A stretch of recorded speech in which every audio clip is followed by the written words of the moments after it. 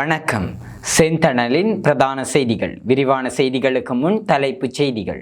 வடுக்குநாரி மலையின் பூர்வீக வழிபாடு 36 ஆண்டுகளுக்கு முந்தைய அரிய புகைப்படச் சான்று. புத்தாண்டை முன்னிட்டு வடுக்குநாரி மலை ஆலயத்தில் சிறப்பு வழிபாடுகள்.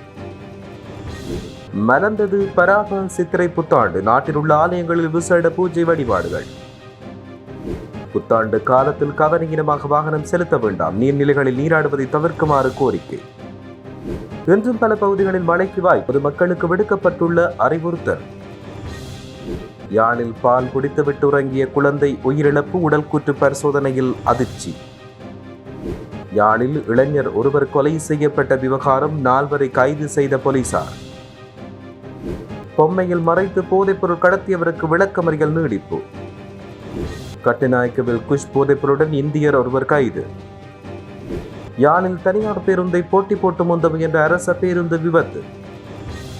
பேராவில் பகுதியில் சோகம். கிணற்றில் இருந்த 3 பிள்ளைகளின் தாய் சடலமாக மீட்பு. கொழும்பில் அடுக்குமாடி குடியிருப்பில் இருந்து வீழ்ந்த இளைஞன் பலி. எண்ணெய் விநியோகத்தில் வரலாறு காணாத சரிவு. சர்வதேச எரிசக்தி முகமையின் எச்சரிக்கை. ஹோர்முஸ் நீரணியை தடுக்க ட்ரம்புக்கு உரிமை இல்லை. கொந்தளிக்கும் சர்வதேச அரங்கம். தொடர்பென விரிவான செய்திகள். வவுனியா மாவட்டத்தின் நடுங்கணி பகுதியில் அமைந்துள்ள வடுக்குநாரி மலை ஆதிலிங்கேஸ்வரர் ஆலயம் தொடர்பான வரலாற்று சர்ச்சைகளுக்கு முற்றுப்புள்ளி வைக்கும் வகையில் 1990ஆம் ஆண்டு எடுக்கப்பட்ட அரிய புகைப்படம் ஒன்று தற்போது சமூக வலைதளங்களில் கவனத்தை ஈர்த்துள்ளது. வெளியாகிய அந்த புகைப்படம் 1990ஆம் ஆண்டு ஏப்ரல் 16ஆம் தேதி எடுக்கப்பட்டதாகும். அதில் ஒரு குடும்பத்தினர் மலையின் உச்சி பகுதியில் வழிபாட்டுக்காக சென்றிருப்பது பதிவாகியுள்ளதாக தெரிவிக்கப்பட்டுள்ளது.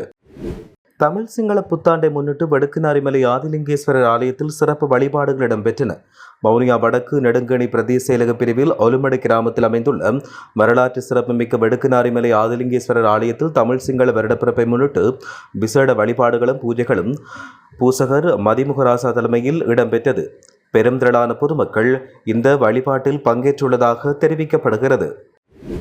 மலர்ந்திருக்கும் பராபவ புத்தாண்டை முன்னிட்டு இன்று காலை நாடளாவிய ரீதியில் உள்ள ஆலயங்களில் விசேட பூஜை வழிபாடுகள் மேற்கொள்ளப்பட்டன.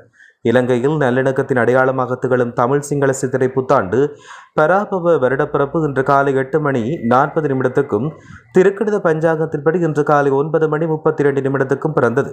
தமிழ் சிங்கள சித்திரை புத்தாண்டை முன்னிட்டு கிழக்கிழங்கையின் வரலாற்று சிறப்புமிக்க மட்டக்களப்பு ஸ்ரீ மாமாங்கேஸ்வரர் ஆலயத்தில் இன்று காலை வழிபாடுகள் மேற்கொள்ளப்பட்டன. சுபவேளையில் மாமாங்கேஸ்வரருக்கு மருத்து நீர் வைக்கப்பட்டு விசேட அபிஷேகம் நடத்தப்பட்டது.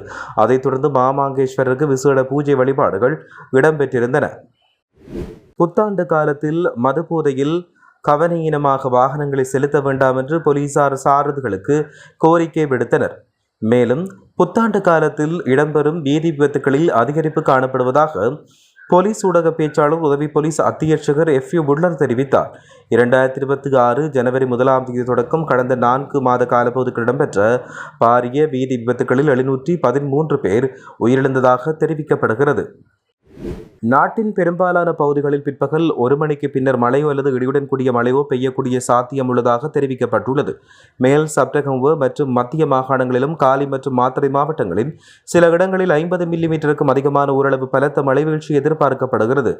மத்திய சப்ரகமுவ ஊவா மற்றும் வடக்கு மாகாணங்களிலும் காலி மாத்தறை வவுனியா மாவட்டங்களிலும் மற்றும் சில இடங்களில் அதிகாலை வேளை பனிமூட்டமான நிலை காணப்படும் என தெரிவிக்கப்பட்டுள்ளது. இடியுடன் கூடிய மழை பெய்யும் போது அந்த பிரதேசங்களில் தற்காலிகமாக வீசுகின்ற பலத்த காற்று மற்றும் மின்னல் தாக்கத்தால் ஏற்படுகின்ற பாதிப்புகளை குறைத்துக் கொள்ள தேவையான முன்னெச்சரிக்கை நடவடிக்கைகளை எடுத்துக் கொள்ளுமாறு பொதுமக்கள் அறிவுறுத்தப்படுகின்றனர். சூரியனின் வடதிசை நோக்கிய நகர்வின் காரணமாக நாளை வரை இலங்கையின் அகலாங்குகளுக்கு நேராக உச்சம் கொடுக்க உள்ளது. இந்நிலையில் இன்று நண்பகல் 12:10 மணியளவில் நாவரடி, பரந்தன், முரசுமோட்டை, வெள்ளிக்கண்டல், உட, பத்துக்கண்டல், புளியம்பொக்கணி ஆகிய பகுதிகளுக்கு மேலாக சூரியன் உச்சம் கொடுத்துள்ளமை குறிப்பிடத்தக்கது.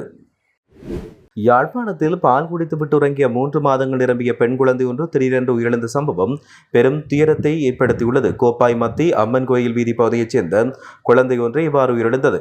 குழந்தையின் தாயார் நேற்று முன்தினம் அதிகாலை 3 மணியளவில் பால் ஊட்டினார். அதன்பின் காலை 6 மணிக்கு குழந்தையை பார்த்தபோது முக்கால் பால் வந்து குழந்தை விரைத்த நிலையில் காணப்பட்டது. இதன்போது குழந்தையை வைத்தியசாலைக்கு கொண்டு சென்ற போது குறித்த குழந்தை ஏற்கனவே உயிரிழந்ததாக தெரிவிக்கப்பட்டுள்ளது. நிமோனியா தொற்று காரணமாக குழந்தை உயிரிழந்ததாக உடல் கூற்று பரிசோதனையில் தெரிய வந்துள்ளது. யாழ்ப்பாணம் வட்டுக்கோட்டை போலீஸ் பிரிவுக்குட்பட்ட தொல்புரம் பகுதியில் இடம்பெற்ற கொலை சம்பவத்துடன் தொடர்புடைய 4 வரை வட்டுக்கோட்டை போலீசார் கைது செய்தனர். நேற்று முன்தினம் இரவு தொல்புரம் கொட்டடியம்பதி ஆதி முத்துமாரியம்மன் கோயிலுக்கு அருகாமையில் இடம்பெற்ற தாக்குதல் சம்பவத்தில் மயூரன் என்பவர் ஸ்தலத்தில் உயிரிழந்ததோடு மற்றொருவர் படுகாயமடைந்த நிலையில் யாழ் போதனா வைத்தியசாலையில் அனுமதிக்கப்பட்டார். இதேவேளை தாக்குதலை மேற்கொண்ட சந்தேக நபரும் காயமற்ற நிலையில் வைத்தியசாலையில் சிகிச்சை பெற்று வந்தார். இந்நிலையில் பிரதான சந்தேக நபரான வைத்தியசாலையில் சிகிச்சை பெற்று வந்தவர் உள்ளிட்ட 4 வரையும் வட்டுக்கோட்டை போலீசார் கைது செய்தனர். மேலதிக விசாரணைக்கு பின்னர் அவர்களை நீதிமன்றில் முற்படுத்துவதற்கான நடவடிக்கைகளை போலீசார் மேற்கொண்டு வருவதாக தெரிவிக்கப்படுகின்றமையும் குறிப்பிடத்தக்கது. கரடி பொம்மைக்குள் மறைத்து வைத்து ஐஸ் போதைப்பொருள் கடத்திய நபரை எதிர்வரும் ஏப்ரல் 20ஆம் தேதி வரை விளக்கமறியல் வைக்குமாறு கல்முனை நீதவான் நீதிமன்றம் உத்தரவிட்டுள்ளது. கடந்த புதன்கிழமை மாலை அம்பாறை மாவட்டம் கல்முனை தலைமையக போலீஸ் பிரிவுக்குட்பட்ட புறநகர் பகுதியில் மேற்கொள்ளப்பட்ட சோதனையின் போது குறித்த சந்தேக நபர் கைது செய்யப்பட்டார். இந்த கைது நடவடிக்கை அம்பாறை மாவட்ட ஊழல் தடுப்பு பிரிவின் பொறுப்பதிகாரி உப போலீஸ் பரிசோதகர் KA பிரியங்கர தலைமையிலான குழுவினரால் முன்னெடுக்கப்பட்டுள்ளது. கைது செய்யப்பட்ட சந்தேக நபர் அன்றைய தினம் நீதிமன்றில் முன்னிலைப்படுத்தப்பட்ட போது அவரை 120 மணித்தியாலங்கள் தடுத்து வைத்து விசாரணை மேற்கொள்ள ஏப்ரல் 13ஆம் தேதி மீண்டும் மன்றில் முன்னிலைப்படுத்தவும் நீதவான் உத்தரவிட்டார். இதன்படி ஏப்ரல் 13ஆம் தேதி மீண்டும் மன்றில் முன்னிலைப்படுத்தப்பட்ட சந்தேக நபரை மேலும் 7 நாட்கள் வழக்கை ஒத்திவைக்க உத்தரவு பிறப்பித்துள்ளதாகவும் தெரிவிக்கப்பட்டுள்ளது. சட்டவிரோதமாக நாட்டுக்கு கொண்டு வந்த குஸ் போதைப்பொருளுடன் இந்திய பிரஜை ஒருவரை சுங்க போதைப்பொருள் ஒழிப்பு பிரிவினர் கைது செய்தனர். இவ்வாறு கைது செய்யப்பட்டவர் 24 வயதுடைய இந்திய பிரஜை என தெரிவிக்கப்பட்டுள்ளது. சந்தேக நபர் இந்த போதைப்பொருள் தொகுதியை தாய்லாந்தின் பேங்காக் நகரில் கொள்வனவு செய்த பின்னர் மலேசியாவின் கோலாலம்பூர் நகருக்கு சென்று அங்கிருந்து மலேசிய ஏர்லைன்ஸின் மூலம் கட்டுநாயக்க விமான நிலையத்தை வந்தடைந்தவர் என்பதும் குறிப்பிடத்தக்கது. காரைநகரிலிருந்து யாழ்ப்பாணம் நோக்கி பயணித்த இலங்கை போக்குவரத்து சபைக்கு சொந்தமான பேருந்தும் தனியார் பேருந்தும் போட்டி போட்டுக்கொண்டு முந்திச் செல்ல முயன்ற போது ஏற்பட்ட விபத்தால் போக்குவரத்து பாதிப்பு ஏற்பட்டுள்ளது. காரைநகரிலிருந்து யாழ்ப்பாணம் நோக்கி நேற்று 2 பேருந்துகள் பயணித்தன. மானிப்பாய் அந்தோனியார் ஆலயத்துக்கு முன்பாக உள்ள பகுதியில் தனியார் பேருந்தை அரச பேருந்து முந்திச் செல்ல முயற்சி செய்தது. இதன்போது எதிரே வந்த மகிழுந்தொன்றுக்கு இடமளிக்க முற்பட்ட போது கட்டுப்பாடு இழந்த அரச பேருந்து விபத்துக்குள்ளாகியதாக தெரிவிக்கப்பட்டுள்ளது. முல்லைத்தீவு விசுமடு தீராவில் பகுதியில் பாதுகாப்பற்ற கிணறொன்றிலிருந்து பெண்ணொருவர் சடலமாக மீட்கப்பட்டுள்ளார். புதுக்குடியிருப்பு போலீஸ் பிரிவுக்குட்பட்ட விசுமடு தீராவில் பகுதியில் வசிக்கும் 52 வயதுடைய 3 பிள்ளைகளின் தாயை இவ்வாறு சடலமாக மீட்கப்பட்டுள்ளார். அந்த பெண் அந்த பகுதியில் உள்ள பாதுகாப்பற்ற கிணறொன்றில் வீழ்ந்த நிலையில் சடலமாக மீட்கப்பட்டார். சம்பவம் தொடர்பில் தகவல் அறிந்த புதுக்குடியிருப்பு போலீசார் ஸ்தலத்துக்கு விரைந்து ஆரம்பகட்ட விசாரணைகளை முன்னெடுத்தனர்.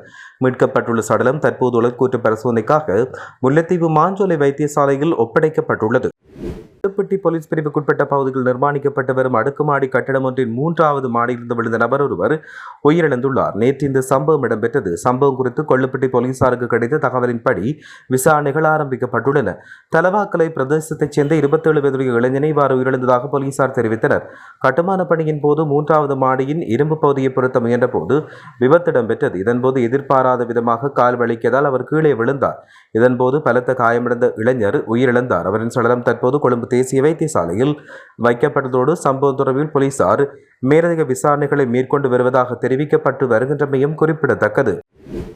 இனி சர்வதேச செய்திகள்.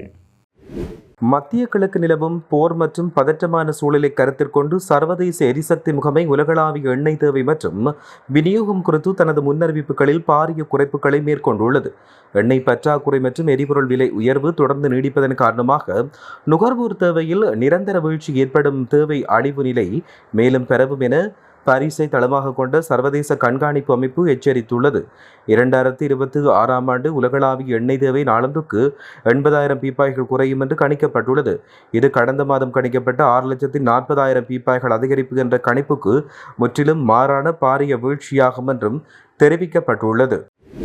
சர்வதேச போக்குவரத்துக்காக பயன்படுத்தப்படும் நீரணைகளில் கப்பல் போக்குவரத்தை தடுக்க எந்த நாட்டுக்கும் சட்டப்பூர்வ உரிமை இல்லை என்று ஐநாவின் கடல்சார் அமைப்பான சர்வதேச கடல்சார் அமைப்பு தெரிவிக்கிறது. இது ஒரு ஆபத்தான முன்னுதாரணத்தை உருவாக்கும் என்று தாம் நம்புவதாக பொதுச் செயலாளர் அர்செனியோ டொமிங்ஸ் குறிப்பிட்டார். அங்கு ஒரு மோதல் நடந்து கொண்டிருக்கிறது என்பதை நான் புரிந்து கொள்கிறேன். ஆனால் சர்வதேச கப்பல் போக்குவரத்துக்காக பயன்படுத்தப்படும் எந்த ஒரு நீரணையையும் தடுக்க எந்த நடவடிக்கையும் எடுக்க சர்வதேச சட்டத்தில் இன்னும் சட்டப்பூர்வ அடிப்படை இல்லை என்றும் அவர் இதன் பொழுது சுட்டிக்காட்டியுள்ளமை குறிப்பிடத்தக்கது. இத்துடன் செய்திகள் நிறைவடைகின்றன. வணக்கம்.